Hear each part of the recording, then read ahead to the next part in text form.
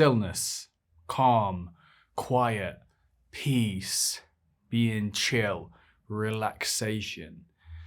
These aren't really describing words that you'd associate with performance, productivity, getting shit done, being effective, making things happen, right? But here at Ikario, and if you've listened to some of the other podcast episodes and checked out our content on our YouTube channel, you may well know that we have a phrase, we have a concept called high performance, low tension. In a nutshell, this means that your level of tension and stress and exertion does not necessarily correlate with your level of effectiveness and performance. In fact, higher levels of tension overall often hinder your capacity to succeed in a given field or endeavor. If you want to consistently get stuff done without fully burning yourself out and then having to recover for months on end, then it is essential that you bring your level of tension down and you cultivate practices for doing just that. Now, in this episode of the Ikario podcast, Shane attempts to answer the question, how do you keep your tension down while also maintaining healthy, high levels of performance? Shane talks with Chloe Markham. Chloe is a yogi. She's a yoga teacher who runs the online yoga school called the Yoga Revolution. Chloe believes that yoga in general needs to lighten up a bit. And that's exactly what the Yoga Revolution is about. Easygoing, light-hearted yoga to help make the world a brighter place. And yes, apparently that does mean doing yoga to Pink Floyd and the occasional Busta Rhymes tune, so that's pretty cool. The show notes to this episode can be found at ikario.com/051. And with that, I hope you enjoy the episode.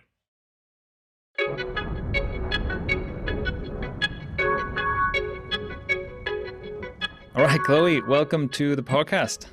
Hey, thanks, Jane. Thanks for having me on. It's good to be here. Yeah, let's get into this. You're a yoga instructor, and interestingly, the tagline on your website says, "Stop practicing boring yoga." So, what's the story behind that? Like, do you have a personal experience with being bored at yoga, or what's going on? Yeah, and I think that boring yoga is actually something I've just changed on the website. So I don't know how long that'll last, but no. Yeah. So I've been practicing yoga for about the best part of 15 years thereabouts, and I used to go to classes, and they were boring to me. And I don't know if that word, I don't want to insult people by using that word, but yeah, they were. And honestly, they were either one of two things, either really overly spiritual, so much so that it was completely inaccessible to me, and I didn't get anything out of it. And it was just too much. Or on the flip side of that, it was completely lacking in anything, any depth or any substance, and completely uninspiring, and just breathe and move, and that for me was just not enough. And especially it's those classes as well that had music playing, but it was maybe whale music or something fairly intangible, which I'm not saying is a bad thing necessarily. It has its place, but yeah, the volume that you couldn't quite hear it. So it was those classes, and I was like, God, there's got to be a better way. And I practiced with my teacher, Ian Finn, and I still practice with him online, and his classes had that balance for me. And I was like, you know what, I want to just take that forward myself. I want to teach that. I want to get into that and see if I can find my own rhythm. And so I teach a non-boring yoga that somehow, for me at least, it's my ideal kind of vibe. It fits in the middle of all of that. Yeah, I mean, look, I can totally relate to this, by the way, right? I haven't done like lots of yoga, but I have done some, and I've also had this, I'm a person with like a short attention span, and I've also been in yoga classes where I'm like, man, this is like an endurance test, but it doesn't feel like something I want to do often. And I've also been in, what I enjoy is when it's kind of challenging or something like that. But yeah, and I think it's also something where, this kind of slow, quiet, calm, et cetera, it clearly works for a lot of people. but maybe not for everyone. So, but yeah, it just caught my eye. It just caught my eye. But the other thing, I mean, there's a lot of stuff that I want to talk to you about that overlaps with, let's say, ikario topics, stuff that we've talked about here before. But one of them is, I was just thinking that, I was thinking how common yoga is now, right? That there's like so many yoga studios, like basically no matter where you are in the world, you can probably find a yoga studio or several. For sure. And it's almost like it's almost like two things you can find on almost every street corner is a coffee shop and a yoga studio. And I wonder what that says about the world that we live in. It's like we need these two things. It's almost like a reaction to something. Everybody needs coffee. Everybody needs the stimulant. But then also everybody needs to come down again because they've had such a stressful coffee-fueled day. Yeah, that's so interesting. I love that. Yeah, and because it also relates to, so let's maybe get into that. I just recently published a video about how I went to Norway for 10 days to do nothing, basically. I really went there with like nothing planned. I wasn't there to, see the sights and go do the touristy stuff. And it was just like, oh, I'm going to be in this cabin for a few days, just do nothing. And I really, really needed that because I have like workaholic tendencies, and I very much have like this, I'm still struggling with this attitude of if you're not working, you're somehow wasting your time, So it's like always high pace, always stressful, and so on. And even though I'm aware that this is not very useful, I still have that tendency. And just going away to do nothing can be so valuable. And it's easy to forget how valuable, like how much real tangible value you can get out of just doing nothing. And the reason I'm bringing this up is because one of the things that came up was the idea of stillness, right? You were talking about stillness and like the value of stillness. And for me, that was immediately like, yeah, that's a good word for what I was looking for. And also just, it really worked for me, right? It was so good for me to have some time of just stillness and doing nothing. So I'd love to hear your thoughts on that. Yeah, it's really interesting that you say you have those tendencies. I have those tendencies too. And I really have struggled with not running at all cylinders all the time, and then getting to that point of complete burnout and inability to do anything.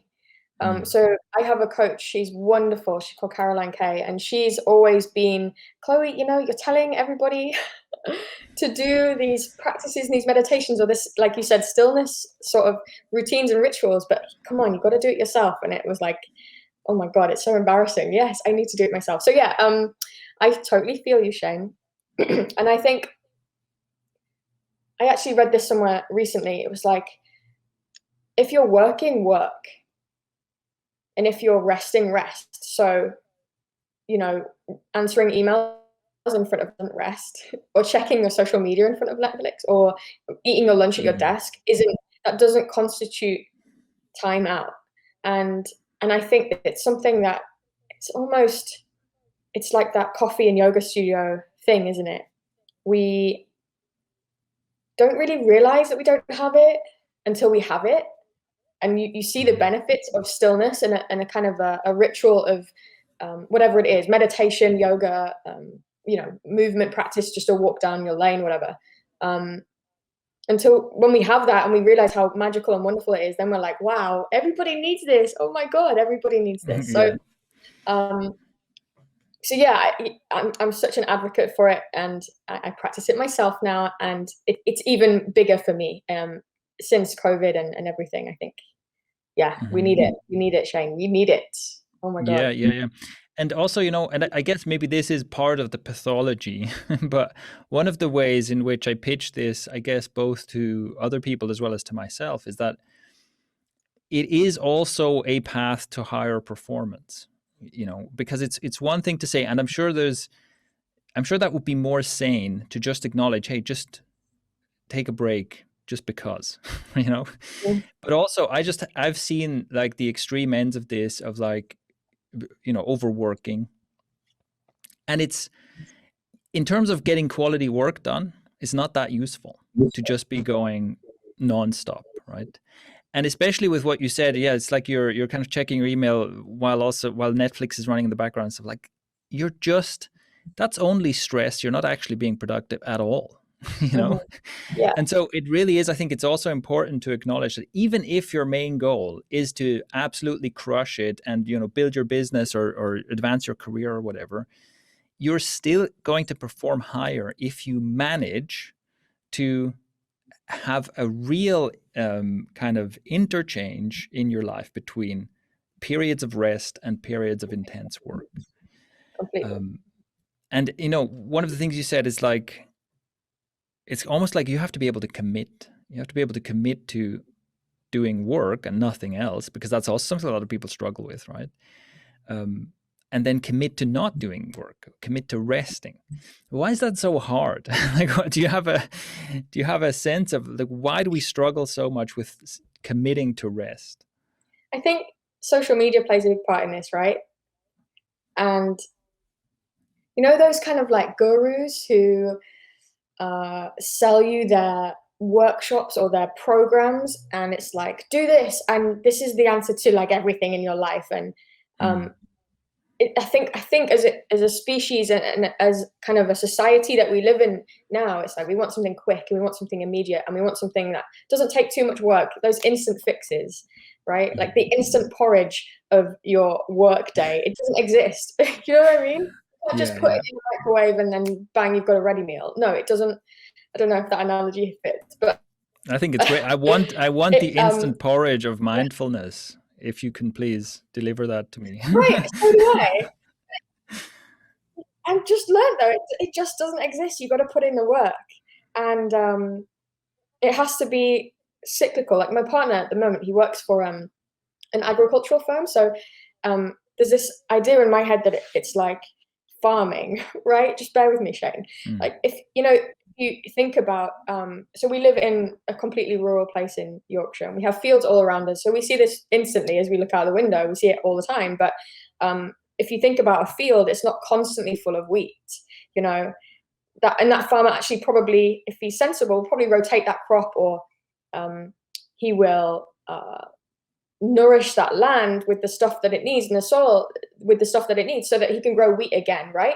I know this is a bit of a far out analogy, but it's the same thing with us. I think you can't just expect your mental soil to bear wheat constantly. It doesn't work like that. It's the same in agriculture, same in our kind of energy balance. You have to give your head and your body time to regenerate and to be able to, exactly what you said, Shane, perform at these high kind of levels. You have to find the space to do that. And it sounds so counterintuitive, and I struggle with this every day, but this is my business. This is what I've built my business around, is and actually I wrote an email about it this morning. It's like, how can you factor in more time, like schedule it in? It is a very important meeting in your Google Calendar. How can you schedule in me time? Okay, I'm going to have half an hour and I'm going to like sit and watch the clouds, or I'm going to meditate or breathe or practice yoga or work out or run or whatever, you know, your thing is. Man, if people just need it. People need it, and it needs to be more prioritized. Yeah, and especially, I think it's especially true. Like most of the people we work with are entrepreneurs and creators, and with this kind of creative work and knowledge work, this is not like working at a conveyor belt in a factory, right? Where it's just like the faster your hands are moving, the more productive you are. You are basically being paid, and this is especially true if you do creative work or if you're an entrepreneur. You're being paid for like the quality of your output, like the quality of your ideas matters a lot. And if you, I think the example is excellent, right? Because if you're saying, okay, I have to come up with whatever, a new strategy for my business or something, if you're just kind of constantly churning out stuff, you're probably not going to create as much value as if you take the time and give yourself the time for that one really good idea to come along and then execute on that one really good idea. Yes. But that's very hard to do. Like you said, it's very hard to do. And also, I think many of us feel guilty when we're not looking busy, right? I do. Yeah. Yeah. Yeah, definitely. So, okay. Yeah, go ahead.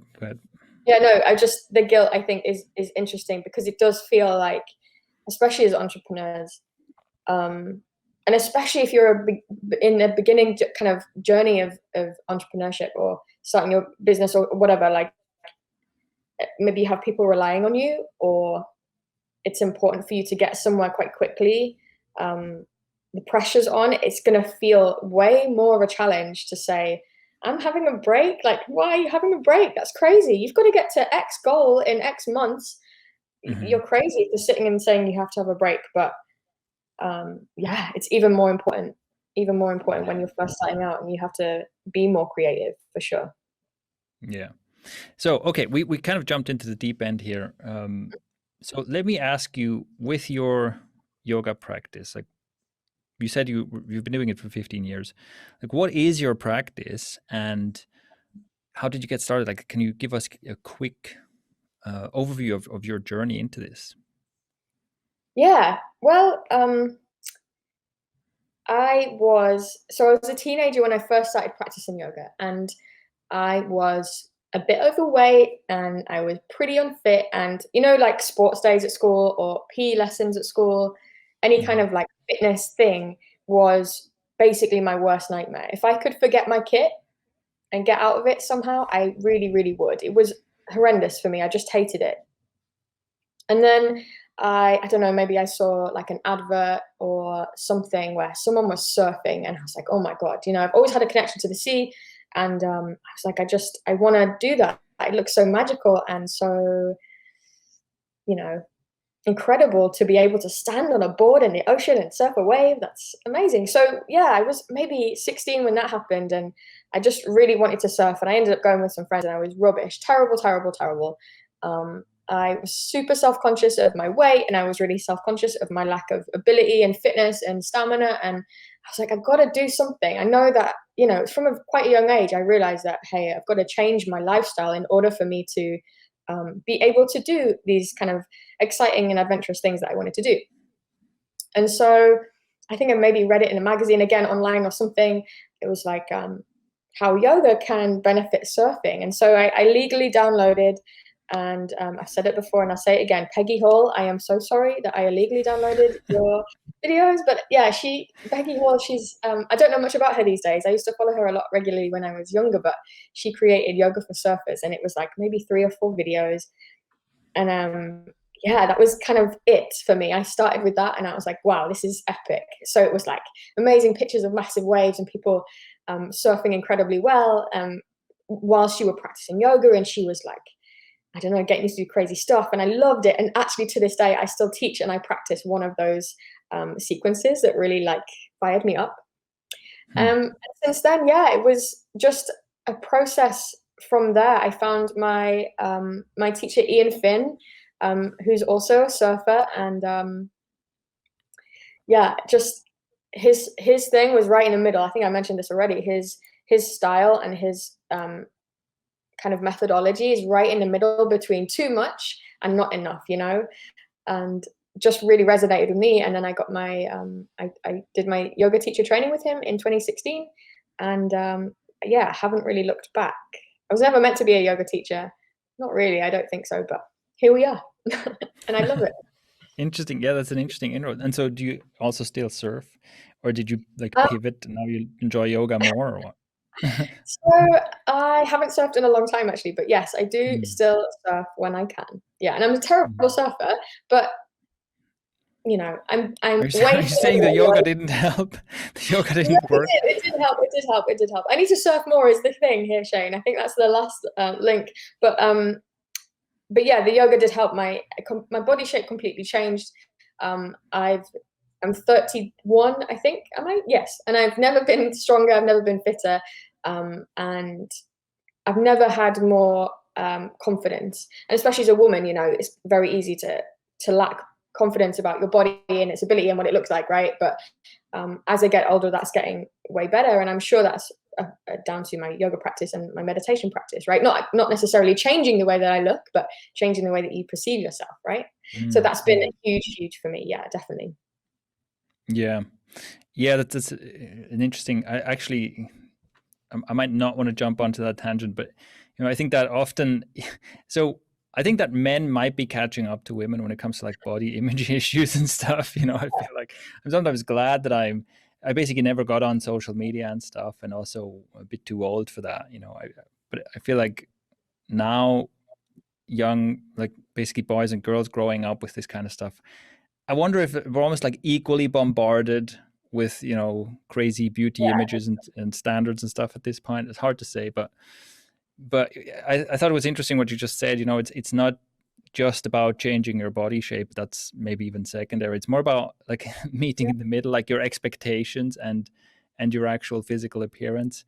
I feel like they can meet in the middle somewhere, where, because I think pursuing like fitness, like pursuing a fit, healthy body is a good thing, but you can clearly easily go too far where you're just obsessed with your appearance, right?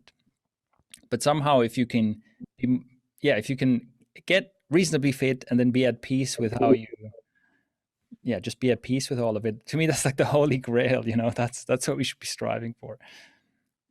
Yeah, completely. And Instagram is like the devil when it comes to that, right? Yeah, I do think you're right. It is the holy grail, and it is men too. I didn't mean to just wash over that. But and I think you're right. I think you're totally right that the women suffer this more strongly. It's just, it seems to me that even from my perspective, I feel like when I was a kid and even a teenager, really like your physical appearance as a boy was just like relatively unimportant, and it seems to me that's changed quite a lot. Yeah, definitely. I wouldn't want to be, I don't have children, but I wouldn't want to allow them to see social media. It's such a contentious topic, isn't it? But oh my God. No. I mean, this is the right place to talk about that. I totally agree. I totally agree that. And I mean, even like, like for example, Jonathan Haidt, who's a psychologist, I think he proposed that, social media should be like 18 and upwards or something. You basically have an age limit on it, right? Yeah, I find it crazy. Like the whole thing, I'm, like I said, I'm in my 30s and I get affected when I spend too much time on social media. It can negatively impact my mental health. And I'm a 30-year-old woman. Like, imagine putting a 14-year-old or an 8-year-old in front of that kind of content. It's mind blowing. I don't know why that's a kind of acceptable. I know people with kids with phones, and it's just no, it's not cool, man. It's brutal. Yeah, it's brutal. Yeah, it is. But speaking of this, so you have you were also mentioning like meditation and routines and rituals. So I wonder, what does this look like now? Like, how do you practically implement this? Obviously the yoga practice, but just be curious, what do you specifically do? What does your day look like in terms of, apart from classes you run and whatnot, what does your own practice look like?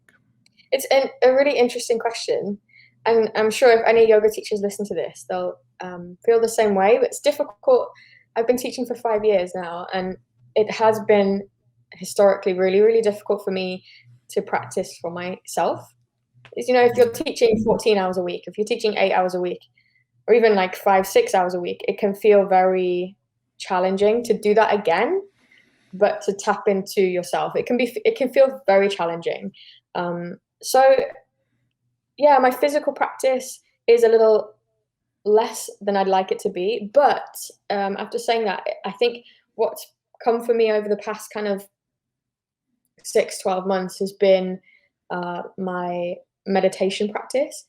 And I actually was recommended again by my coach, Caroline. She recommended this book, Miracle Morning by Hal Elrod. And it's a really great idea, this idea of these set things that you do. This is kind of your instant porridge, right? Kind of. These set things that you do in the morning, and then your day is amazing. And I can never be told what to do. It's part of the reason I work for myself. But some of those ideas don't work for me, so I've just adapted them. So to answer your question, Shane, in the morning, that is when my kind of miracle stuff happens. So I get up early and I practice meditation and breath work and visualization most days. And then if I'm feeling it, I'll do some movement. And then if I have like a kind of non-fiction book that I'm reading, I don't know, like business development or mindset, something like that, I will maybe read for maybe 5 minutes, and I journal too. So I have my gratitude journal, and my intentions I write down too. So that for me, and it can sometimes be 20 minutes. It doesn't have to be this big, scary practice. But that for me has been the most pivotal practice that I've implemented since working from home, since COVID and everything. That has it's changed my everyday. And sure, I still have bad days. I still have days where I'm overwhelmed and I'm anxious. I do suffer with anxiety, but more often than not, I have better days because of that morning practice. And those better days are better than they would have been had I not done that, you know? So yeah, morning practice I think is my favorite, most influential thing on my day. And what do you reckon makes it so powerful? Like, yeah, how come that has this kind of effect? Can you deconstruct that a little? I mean, I think the start of the day for me, I'm an early riser, so it's easy for me, but I think getting up intentionally, you know, every day we take them for granted, don't we? And I definitely have done in the past, definitely. Just especially if you deal with anxiety or overwhelm or stress or any sort of kind of mental health little monster. It can feel very much like, okay, I'm anxious today. And you just wake up and you become anxious today, and you just kind of go about your day as an anxious person, or an overwhelmed person, or too busy person. But I think part of the miracle lies in being able to just sit for a moment and be like, okay, how do I feel? How am I doing? How am I doing? And it can take you 5-10 minutes for me anyway, it can take me a while to kind of to really have an answer to that question. But once you do, okay, it's like, okay, yeah, I'm anxious today already. I'm anxious already, and it's not even 6 a.m. Shit, that's bad. Okay, that's all right though. I can find acceptance for that. And as soon as you kind of work through how you've woken up that day, or accepted it, or helped yourself feel better, or upped your vibration in some way, it's like, okay, the rest of the day, it's just a cinch. It isn't. Stuff happens, right? But I think it's like in yoga. So often we'll sit at the beginning of class and we'll set an intention. How do you want to feel? What do you need out of this practice? What do you want to work on in this practice? And that is your guiding light for the entire thing.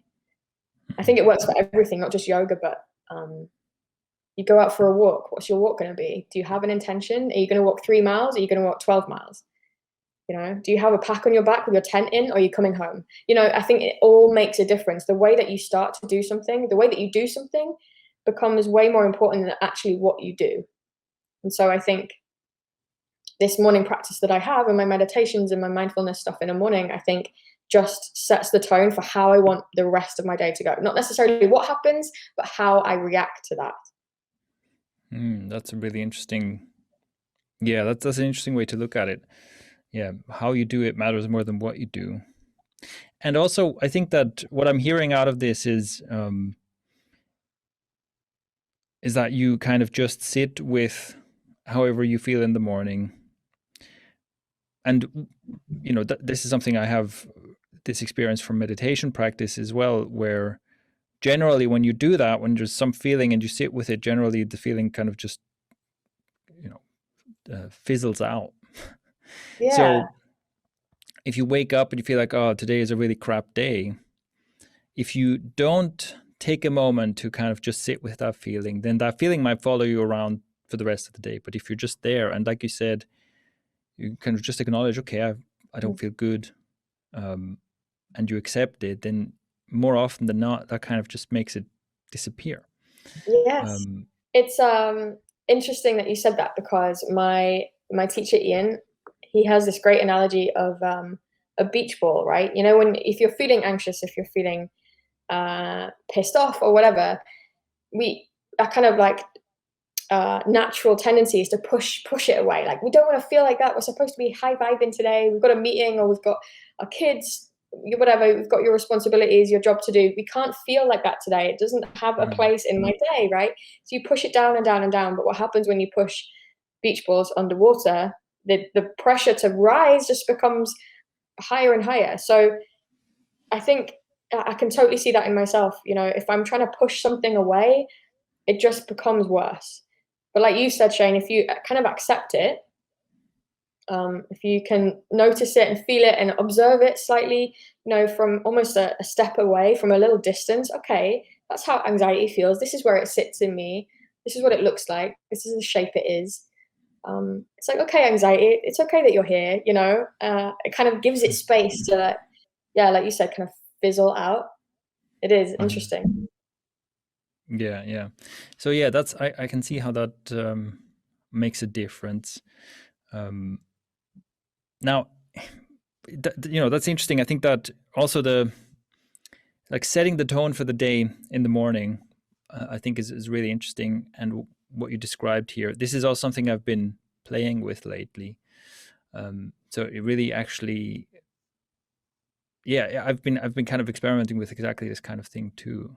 And I do think that you can set the tone at the beginning of a day, and that is a key moment. For me, it's really important to however I do my morning, what's important is that I'm not rushed. It's always, that's the worst, is if I wake up and I feel like I'm already behind or something and I kind of rush into things. It's like an almost guaranteed way to ruin the day. But I also wondered, so like I mentioned, most of the people in the ikario community, most of the people we work with are like entrepreneurs or creatives, and who are interested in essentially increasing their performance, right? And in doing what they do better or doing more of what they do. And we were talking earlier about how difficult it is to kind of get out of the just constantly stressed, constantly busy kind of mode of being. And so I wonder, what would you recommend to someone who basically comes to you, you know, with this problem, being like, okay, the stuff you're talking about, you know, you're talking about taking more time for yourself and stillness and all this kind of, it sounds great, but basically I don't have time for that, right? I'm busy running around doing stuff all day. It's like, what would you recommend someone with that problem do? Set an alarm and stand feet more than hip width apart, right? Bend your knees, grab your elbows, let your head flop and just flop forward. So belly like on the thighs or between the thighs or somewhere in that direction. Just do that. That could be it. Okay. Right? Because we sit, if you're an entrepreneur like me, like you, I guess, right? We sit and we're like in this position all day and we get tense in the shoulders and we're sitting and gravity's playing on us all day in this kind of way. Yeah, just get on. It doesn't have to be a yoga mat. It doesn't have to be a yoga practice, because once we label it, it can become a thing, right? It doesn't have to be. Just stand, feet wide, knees bent, grab elbows and flop forward and let kind of the circulation kind of reset a bit, and feel your hamstrings maybe for the first time today. Feel them. Feel what your back's doing. Maybe give it a little wiggle. Maybe sway a little side to side, you know, like grandfather clock pendulum style. There's my puppy chiming in. Yeah, just feel. And then from there, maybe there is a yoga practice. Maybe there is a walk, you know, to, I don't know, a woodland close to you or some nature. But if we can, honestly, it doesn't have to be a big deal. And I think start small and it might hopefully grow from there. Set an alarm, do something for 5 minutes, do something that's not work related. You could paint. I've got my painting table right next to my desk. You could paint something. It doesn't have to look good. It doesn't have to be something you sell later in life. Just paint because it feels nice. Or build something or bake or, you know, do something. It doesn't have to be yoga. It doesn't have to be meditation. It doesn't have to be within this kind of sphere of wellness. But I think if we can slowly get into the habit of, wow, I've been sat at my desk for an hour and a half, I should go and do something, then, you know, it is that up level of productivity. It is going to be that that step up in feeling better. And that's my whole thing, right? Do something right now that isn't productive, that isn't creative even, but just helps you feel better. Fucking hell, just feel better. And then everything else, your relationships, your parenting style, your business, the way that you interact with your postman is going to be better. If you can implement just tiny little nuggets of self-awareness in your day, man, it's huge. And I work on this every day. It's a struggle for me, so I get it that it's hard. It's never gonna be easy. It's never instant porridge easy. it's challenging, but set yourself up. Today I'm gonna get out in nature. That's one of the biggest things, right? Go for a swim in the sea or look at a tree for a bit. Just be a kid and really commit to doing that. And man, it's a big deal, and I think we take it so lightly, but we shouldn't. Yeah, and I really like that you say it doesn't have to be a yoga practice. It doesn't have to be on a yoga mat. It doesn't have to be, because I think that can really become an obstacle. And one thing where I noticed this in my life, and I fixed this thankfully a few years back, is for the longest time I always thought about like exercise has to be following some kind of an optimized program, where, okay, I'm going to the gym 4 days a week and it's these days and I'm doing these exercises and so on.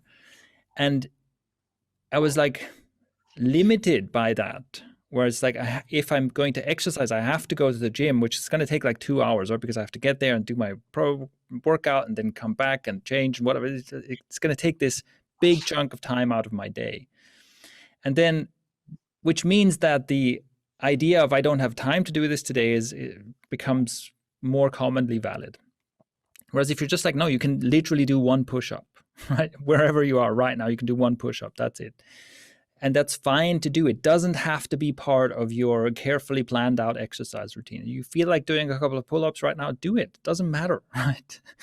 And almost like for me, I had to really get to grips with this, that I can allow myself to just move and exercise. Any amount is fine. Anything greater than 0 is good.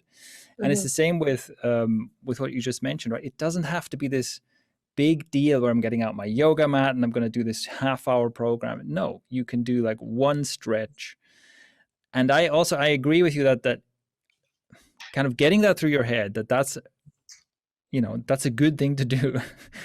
and like almost taking the pressure off. You don't have to do this whole program, and just allowing yourself to take even short moments, a bit of movement, a bit of stretching, a bit of something. For me, that was a kind of a key change. It made a big difference once that kind of clicked into place. Yeah, for sure. And I think sorry if there's any extra sound. My puppy is being annoying. It's fine. Yeah, I think it doesn't have to be a big deal. You're right. It doesn't have to be a big deal. It doesn't have to be. It's great if you have the luxury of an hour to practice something.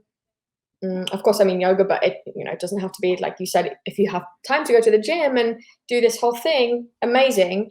But equally, we don't often have an hour. And actually, it's been something I found in my membership over the past few months, is that the most popular on-demand classes that I've been filming are live classes that I teach that are half an hour long. And in that half an hour, you can fit in such a lovely, like, kind of nugget of loveliness. Sounds really rude, doesn't it? But it's like, if you want to meditate, if you want to slow down, if you want to get unstuck, if you want to get fit, if you want to feel like your heart beating, half an hour is a perfect little chunk of time to do that. And those classes that I've put on, way more than my hours, they've been outperforming everything. And I think that's it. We don't have to see it as this big deal. It isn't a big deal. Just like slowly push your chair away from your desk and walk away, back away, and do the thing that you want to do, even if it's 5 minutes, man. Makes a difference. Yeah, that's good. Now, I also want to ask you about breath work. You mentioned breath work, which is also something I've experimented a little bit with, and which I think is fascinating. So yeah, I'd love to hear, like, can you tell me a bit about your breathwork practice? Yeah, sure. I love breathwork. Actually, it's something I'm kind of veering into in my own kind of studies and my own knowledge too, because I find it so therapeutic. And I actually read a book I really recommend if anyone's interested. I think it's called Breathe or Breath by James Nestor. Anyway, fascinating read. But my breathwork practice isn't complicated. It's not long. It's not intimidating. It's just a case of maybe implementing like a 4-7-8 breath. So we breathe in for 4, hold it for 7, and breathe out for 8, or a box breath. So we breathe in for 4, hold it for 4, exhale for 4, and hold it for 4, and maybe laddering that up, so increasing the time, or maybe some version, of Wim Hof's breath technique. It's nothing crazy. I don't do cold showers yet, maybe one day, but yeah, just the I think it's based on Tomo, isn't it, that that breath technique where we breathe in big breaths and then relax on the exhale and keep doing that. It's almost like a form of hyperventilation. But the way that you feel after that, and especially breath holds and things, it can be fairly profound. I've gone from states of, I mentioned I have anxiety, and I can go from states of almost panic attack to, relaxed in less than 5 minutes through that 4-7-8 breath. I find that really powerful. And so that's what I practice every day. And again, it's part of that foundational phase for my day. How can I use breath work to help me set the foundation for a more positive day? And it does, without fail, it does. And we practice it in class too. So the beginning of class, the end of class, and during class, breath is a massive part of our yoga practice, right? We call it Ujjayi breath. This idea of kind of constricting lightly the back of the throat.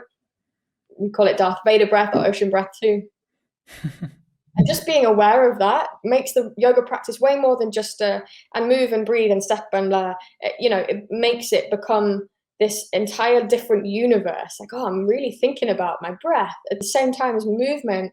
And when you link movement and breath, there's something magical happens. When you pause and just breathe, and you're in a stressful position, you're in a challenging pose.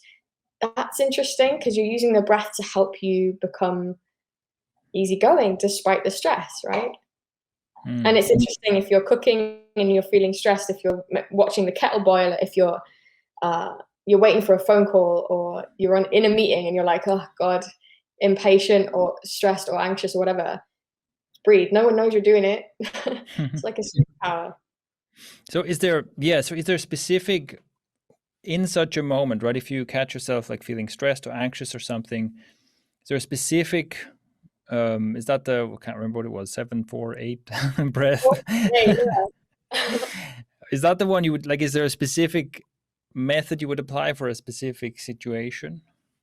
Yeah, definitely. 4-7-8 is my go-to for anyone who's feeling like a bit high up here, a bit that just too much. Everything is too much. They can help bring you down. The Wim Hof style breath I was talking about, that can help build you up. So if you're feeling sluggish and tired, I can help build you up. Breath retention can help find a bit of space. Again, if you're feeling anxious. And I think everyone kind of wanders through life feeling in some way anxious. I think there's one of the most beautiful things about our modern culture, I suppose, is that we can say, yeah, I'm anxious, or at least we're getting toward that place, right? Yeah, I'm anxious. It's low level perhaps, and I'm not in any danger of damaging my mental health long term. I suppose I know we can talk about depression and things like that, which are big, heavy subjects. But we can all have some shade of anxiety or overwhelm or stress. Maybe today, maybe not tomorrow. Anyway, I'm off on a riff here a bit, Shane. But these breath techniques can benefit everybody every day, definitely. Mm-hmm. So yeah, I'd be curious, like, to make this practical, can you walk us through like how you would actually do this? Because I'm also curious, like how long does it take? How do you do it? Sure. Let's do that 4-7-8 breath. Just forgive my puppy. He's crying now. Yeah. It's great. He doesn't know. Well, it's going to be like there's a mindfulness element, right? We're going to do the breathing plus you ignore the puppy at the same time. I've planned it like this, Shane. You see, I've planned it. So what we would do is get somewhere comfortable. So I'm sat in my office chair right now. You can sit on the bed, you can sit on the floor. It doesn't have to be like this yoga pose or a meditation pose. It can be whatever. You can even lie down. Just make sure you're comfortable, spine is long, close your eyes. And then for 4, 7, 8 breath, we inhale for 4, 3, 2, 1. Hold for 7, 6, 5, 4, 3, 2, 1. Exhale, 8, 7, 6, 5, 4, 3, 2, 1. Let's do 2 more rounds. Breathe in. Hold it.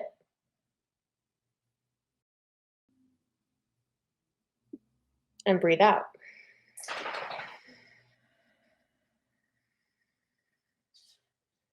All right, 1 more. Breathe in. Hold it.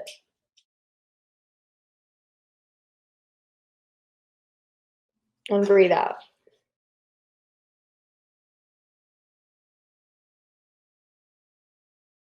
Breathe in, and that's it. That is it. It could be just as simple as 3 breaths. It could be a 5-minute thing. It could be 10 minutes. I know I did that once, and I feel different. I feel different from it, definitely. A question about that: when you breathe in and hold, so you're holding on the in breath. What do you do in terms of tension in your body? Because I think what I just noticed, right? I breathe in and then I'm kind of tense on the hold. Yeah, I love that question. Yeah, let it go. Let the tension go as much as you can whilst holding your breath. So I know sometimes it can be easy to like shoulders up to the ears and like scrunch your forehead and your eyes and your jaw and your hands even. Just hold your breath and let the tension go. That's a magical thing too, right? Because we're just very tense human beings, or at least we can be. Holding the breath, no tension. Yeah, that in itself is an amazing practice. Yeah, it's kind of somehow counterintuitive to be holding your breath and relaxing at the same time. Yeah. Yeah, but it's powerful. It can definitely, I mean, hopefully you're feeling a little teeny switch, if nothing else, in energy, a little shift in energy. But yeah, if you multiply that by maybe 10 times, like I said, it can definitely take you from a feeling of overwhelm and stress and anxiety and like everything is out to get you. Everything is rubbish and bad and stressful and difficult and challenging, to a place of, it's okay, I can deal with this, you know. Yeah, you could be a few breaths away from that. It's pretty amazing to think about. Yeah. So thank you for sharing that with us. I think that's great. I think we've touched on a lot of interesting stuff, and with breath work, which is also something I encourage people to look into. I think it's a great example of what you just gave us here of just, it's like such a simple tool, basically. It's such a simple tool. If you can count and you can breathe, you can do this. And it's well worth trying, even if, like we talked about, right? Even if you're in this kind of high stress, I don't have time mode. It's like you've got time to take a few breaths, right? So yeah, I think that's really good. I highly encourage people, play with this, try this out, and apply it. So as a final thing, let us know, Chloe, where can people find more of you? Where do we follow you? Do we follow you on social media, even though you don't like social media? What do we do? Yeah, it's an interesting one, isn't it? Yeah, I do have social media, much to my chagrin. No, I'm on Instagram, so I'm at Chloe Lou, so CHLOELOU. That's my personal Instagram page, and then the yoga.revolution on Instagram is the Yoga Revolution. And you can visit the website, theyogarevolution.co.uk. So I have an online membership where we practice live yoga and on-demand yoga, and we have an amazing community. And yeah, we talk about being anxious and how we can deal with that, and how we can feel better. That's my thing. How can we feel better? That's it, right? Nice. Once we can do that, I think everything else just slots into place. Nice. Yeah, that's great. And we will put those links into the show notes as well, of course. So with that, Chloe, thank you very much for your time, and thank you for sharing with us on today's episode. Thank you, Shane, for having me. It's been wonderful.